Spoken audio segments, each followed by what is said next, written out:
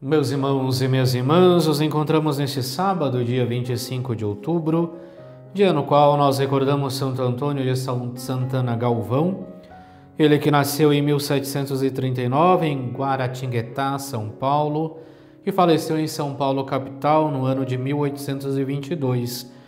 Conhecido também como Frei Galvão, foi frade franciscano, presbítero, é muito conhecido pela prática da caridade, mediante o atendimento a confissões, ao alívio dos sofrimentos. Tinha também o dom da cura, que são conhecidas as pílulas de Frei Galvão, e foi canonizado pelo Papa Bento XVI no ano de 2007, e é o primeiro santo que nasceu, viveu e morreu em terras brasileiras. E hoje nós somos convidados a ler o Evangelista São Lucas, no capítulo 13, versículos do 1 ao 9. Naquele tempo vieram algumas pessoas trazendo notícias a Jesus a respeito dos galileus, que Pilatos tinha matado, misturando seu sangue com um dos sacrifícios que ofereciam. Jesus lhes respondeu: Vós pensais que esses galileus eram mais pecadores do que todos os outros galileus por terem sofrido tal coisa? Eu vos digo que não. Mas se vós não vos converterdes, ireis morrer todos do mesmo modo. E aqueles 18 que morreram quando a torre de Siloé caiu sobre eles, pensais que eram mais culpados do que todos os outros moradores de Jerusalém? Eu vos digo que não. Mas se não vos converterdes, ireis morrer todos do mesmo modo. E Jesus contou esta parábola. Certo homem tinha uma figueira plantada na sua vinha. Foi até ela procurar figos e não encontrou. Então disse ao vinhateiro: Já faz 3 anos que venho procurando figos nesta figueira e nada encontro. Corta, porque está ela inutilizando a terra? Ele, porém, respondeu: Senhor, deixe a figueira ainda este ano. Vou cavar em volta dela e colocar adubo. Pode ser que venha a dar fruto. Se não der, então tu a cortarás. Palavra da salvação. Glória a vós, Senhor. Nós iniciamos a leitura do capítulo 13 do Evangelista São Lucas e hoje vemos então estas pessoas que vão ao encontro de Jesus contar desta grande catástrofe que aconteceu de Pilatos, que havia matado esses homens misturando o seu sangue com um dos sacrifícios que ofereciam. E é claro que sempre quando acontecia uma grande catástrofe naquela época, se julgava logo, foi alguma coisa que aconteceu, foi algum pecado muito grave que foi cometido por essas pessoas e elas receberam o castigo de Deus.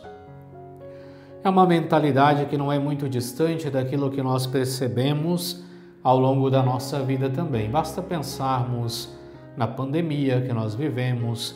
Muitos se levantaram dizendo é castigo da parte de Deus por causa dos nossos pecados, ou tantas outras situações, calamidades que vão acontecendo e que nós temos logo este afã por interpretar como um castigo da parte de Deus.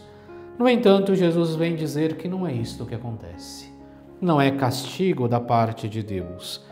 Por isso que ele diz, vós achais que esses eram mais pecadores do que os outros galileus por terem sofrido tal coisa? Ou então aqueles sobre os quais caiu a torre de Siloé, também achais que eles eram mais culpados do que todos os outros moradores de Jerusalém? E o Senhor conclui: eu vos digo que não. Mas se vós não vos converterdes, ireis morrer todos do mesmo modo. A calamidade, a catástrofe, infelizmente, é algo que pode acontecer. É algo que nós já estamos até habituados ao longo da nossa vida. Mas não é isso que é o sinal do nosso pecado. Não é isso que é sinal daquilo que nós devemos viver ou realizar.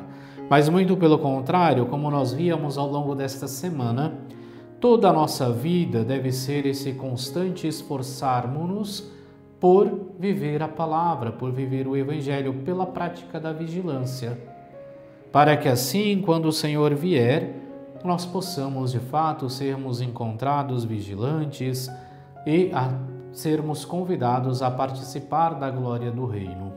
É por isso que uma vez que Cristo faz estas explicações, ele conta-nos esta parábola da vinha e do vinhateiro, ou melhor, da figueira e daquele que dela cuidava.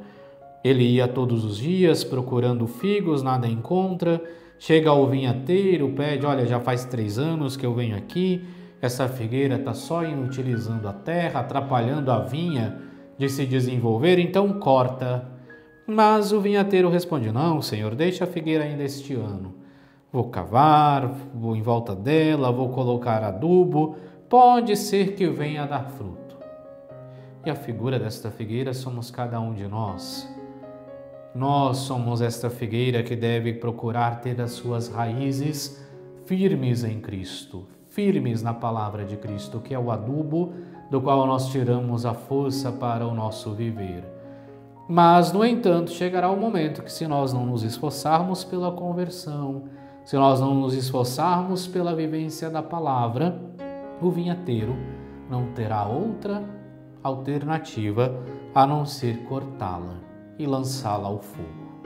É por isso, então, que hoje o Senhor nos convida e nos recorda que a conversão é justamente este convite constante realizado a todos nós, principalmente a nós que nos comprometemos ao seguimento de Cristo.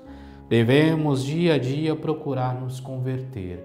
Devemos dia a dia confrontar a nossa vida com a palavra do Senhor, para que assim possamos dela nos alimentar e produzir os necessários frutos da palavra, os necessários frutos que brotam do verdadeiro seguimento de Cristo, para que um dia possamos verdadeiramente participar da vida eterna.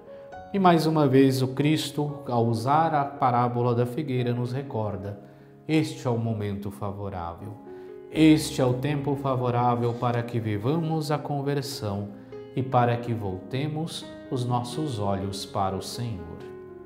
Oremos. Deus, Pai de misericórdia, que fizeste de Santo Antônio de Santana Galvão um instrumento de caridade e de paz, concedei-nos por sua intercessão promover sempre a verdadeira concórdia. Por nosso Senhor Jesus Cristo, vosso Filho, que é Deus, e convosco vive e reina na unidade do Espírito Santo, por todos os séculos dos séculos. Amém. E abençoe-vos Deus Todo-Poderoso, Pai e Filho e Espírito Santo. Amém.